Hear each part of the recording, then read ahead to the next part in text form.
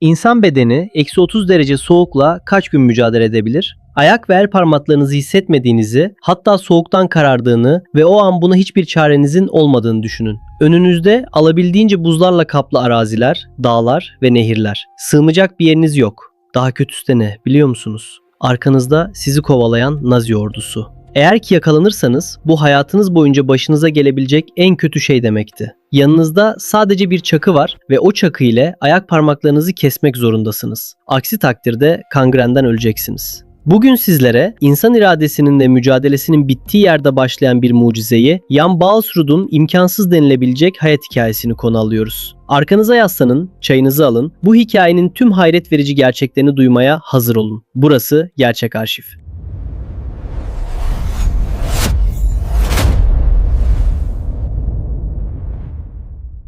Jan Balsrud 1917'de Norveç'in Oslo şehrinde iklimi sert ama sakin ve huzurlu bir semtinde doğdu. Gelecekte kaderin onun hayatını soğuk ile sınayacağından henüz daha haberi yoktu. Jan bir harita tasarımcısıdır. Dünyayı çizgilerle, ölçümlerle anlamaya çalışan titiz bir adam. Ancak 1940'ta Naziler Norveç topraklarına baskınlar yapmaya, İnsanların hayatlarına son vermeye başladığında Jan için artık haritalardan daha önemli şey kendi toprakları için Nazilere karşı direnişe katılmaktı. 1940'daki Alman işgali sırasında Balsrud Vestfold'da savaştı. Daha sonra tarafsız olan İsveç'e kaçtı. İsveç üzerinden kaçışı onu casusluk suçlamalarıyla karşı karşıya getirdi ve dünyanın bazı ülkelerine gitme imkanı oldu. Ukrayna, Rusya, Türkiye, Hindistan, Kenya, Güney Afrika ve en son Brezilya'ya kadar olan bir yolculuk. Jan kendi ülkesine bir savaşçı, vatansever biri olarak dönmek istiyordu. Sonunda Britanya'da efsanevi Linge şirketine katıldı. 1941'de Nazi Almanyası'nın Norveç işgali sırasında komando baskınları yapmak amacıyla kurulan bir İngiliz Özel Operasyonlar İdaresi grubudur. Ocak 1943 yılının Mart ayında Martin operasyonu için 12 kişilik bir takım ile Bratholm adlı çok büyük olmayan bir balıkçı teknesine bindiler. Hedefleri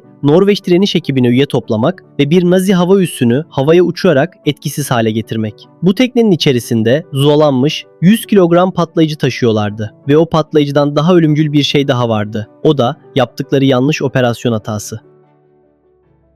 Kuzey Kutbu'nun dondurucu sularında ilerleyen Bratholm adlı tekne kıyıya yaklaştığında büyük bir risk aldılar. İlk hedefleri bir direnişçinin yanına gidip onu ekibe dahil etmekti. İletişim kuracakları direnişçinin ismini biliyorlardı ama öyle bir şanssızlık oldu ki hedefe geldiklerinde bir adam ile karşılaştılar. İsmini sordular. İsim doğruydu ama bir terslik vardı. Adamın ne direnişten haberi vardı ne de karşısındaki insanları tanıyordu. Yani bu adam aradıkları adam değildi. Sadece aynı ismi taşıyan, tedirgin ve korku dolu gözleriyle bakan bir sivildi. Bu talihsizlik Martin operasyonunun sonu oldu. İhbar gecikmedi. 29 Mart sabahı. Uyandıklarında karşılarında teknelerini abluk altına almış Alman savaş gemisini gördüler. Kaçacak yerleri yoktu. Jan ve ekibi teknede bulunan patlayıcıları zaman ayarlı bir bomba ile patlatıp teknelerini batırdılar ve ardından dondurucu olan Arktik sularına atladılar. Su o kadar soğuktu ki girdikleri anda nefes almakta bile zorlanıyorlardı. Vücutları saniyeler içinde titremeye başlamıştı. Almanlar hem karadan hem savaş gemisinden ekibi ateş altına aldılar. Ekipten biri olay yerinde vurularak hayatını kaybetti. Diğer 10 kişi Alman askerleri tarafından yakalanıp Gestapo'nun işkencehanelerine götürüldü. Jan ise askerlere görünmeden suyun altından ve mermilerden kaçarak kıyıya ulaşan tek kişi oldu. Ama bir sorun vardı. Mücadele anında ayağındaki botlardan birini denizde düşürmüştü. Bu Jan için çok büyük bir problem olacaktı. Tek bot, ıslak kıyafetler, daha tehlikelisi peşinde hala yüzlerce Nazi askeri vardı. Jan fark edilmeden karda kaçmaya çalışırken bir Gestapo subayı tarafından fark edildi. Kendini bir kayanın arkasına sakladı. Subay ona yaklaştığında yanında bulunan tabancası ile Gestapo subayını etkisiz hale getirdi. Subay yere yığıldığında Jan için artık geri dönüşü olmayan o 9 haftalık kaçış başlamıştı. Jan'ın önünde sadece uzun bir yol yoktu. Karşısında aşılması zor karlı dağlar, sarp ve dik kayalar, devasa mezar taşları gibi yükseliyordu. Hatta bir seferinde yüksek dağın üzerinde giderken bir Alman taarruz uçağı tarafından fark edildi. Uçağın ona ateş açması esnasında dağda devasa çığ oluşumuna sebep oldu. Jan mermilerden kurtulmuştu ama çığ altında kalmaktan kurtulamadı. Beyaz bir karanlığın içinde diri diri gömüldü. Peki Jan hayatta mıydı? Mucizevi bir şekilde hayatta kaldı. Tırnaklarıyla kazıyarak yüzeye çıktı. Hatta bu kazıma esnasında bazı el tırnakları söküldü. Ama tek kötü şey tırnaklarının sökülmüş olması değildi. Daha büyüğü. Çığ esnasında kardan dolayı kar körü olmuştu. Kar körlüğü uzun süre boyunca kar, buz gibi tabakalardan yansıyan güneşin gözdeki kornea tabakasında oluşturduğu geçici görme kaybıdır. Artık hiçbir şey göremiyordu. Sadece beyaz bir boşluk. 3 gün boyunca bir zombi gibi yön iz bilmeden kar fırtınasının içinde yürüdü. Bot olmayan ayağını artık hissetmiyor, bot olan ayağı ise artık ona kilolarca ağırlığındaymış gibi hissettiriyordu. Bu, donmanın ilk aşamasıydı. Donan hücreler ölüyor, ayak parmakları artık kararmaya başlamıştı.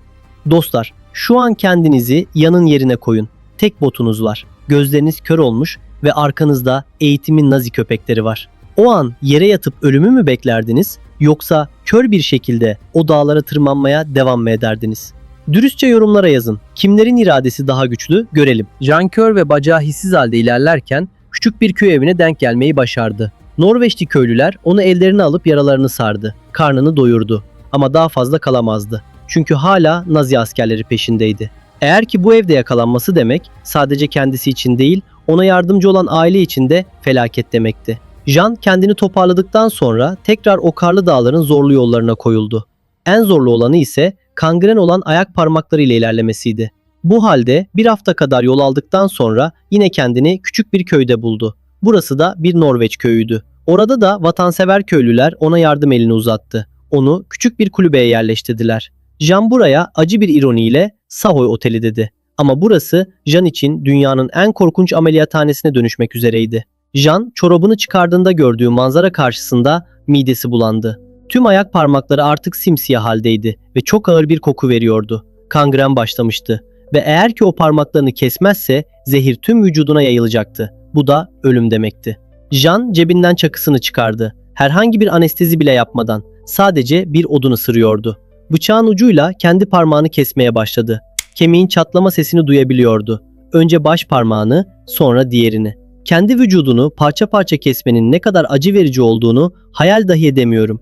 Acı o kadar şiddetliydi ki Jan her parmağını kestiğinde bayılıyordu. Her uyandığında kaldığı yerden devam etti. Bu sahneleri düşünün. Karanlık bir kulübe, dışarıda fırtına uğultusu ve içeride kendi hayatı için parmaklarını feda eden bir adam. İşte bu hayatta kalma isteğinin en vahşi haliydi. Köylüler güvenlik sebebiyle Yan'ı daha güvenli bir yere götürmeye karar verdiler. Nazi askerlerinin ulaşamayacağı yüksek bir platoya. Onu bir sedyeye bağlayıp bir kayanın dibine bıraktılar. Planları şuydu: direnişçilere haber verip gelip onu oradan alacaklardı. Ama bir şeyi hesaba katmamışlardı.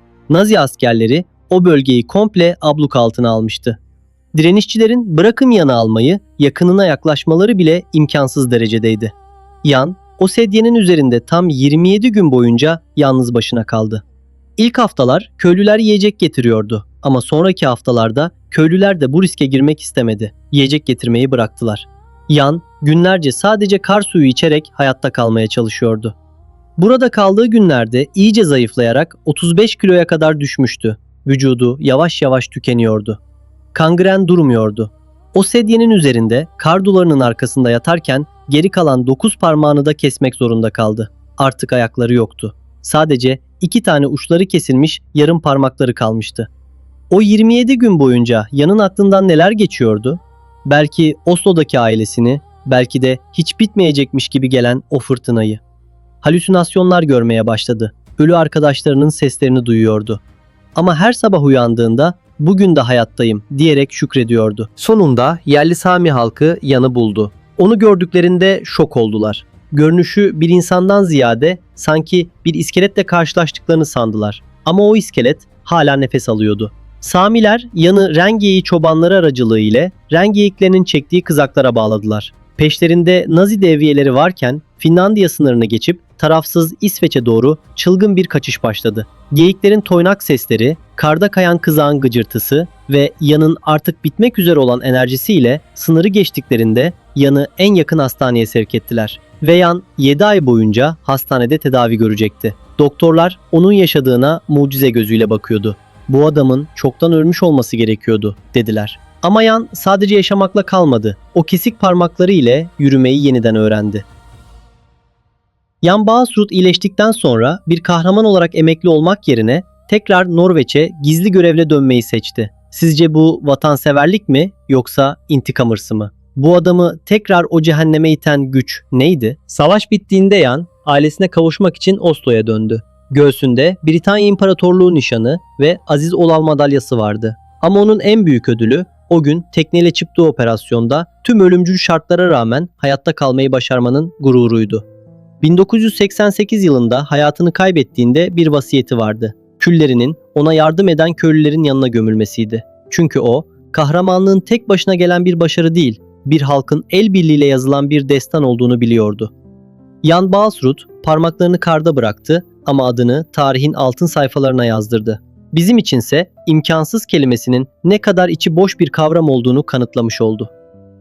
12 kişiyle çıktığı bu yolculukta tek başına hayatta kalacak kadar şanslı mı desem yoksa şanssız mı desem bilemedim. Günler süren bu acılarla ve sefaret içerisindeki hayat mücadelesinden sağ çıkan bir insana ne denir ki? Bunu Jan Baalsrud'a sorsak o muhtemelen şanslıyım derdi. Çünkü adamdaki yaşama tutunma ve görevine sadık kalma azmi herkeste bulunmazdı. İlla ki merak edenler olmuştur. Jan'ın takım arkadaşlarının akıbeti ne oldu diye. Haklısınız.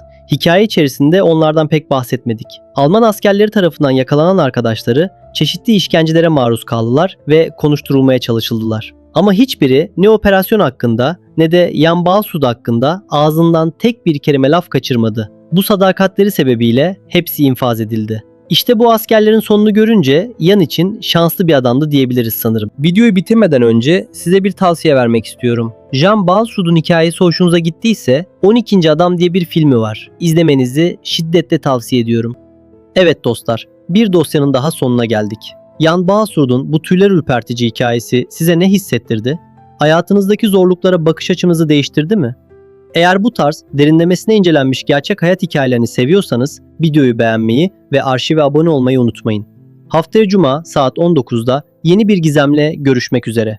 Hoşça kalın.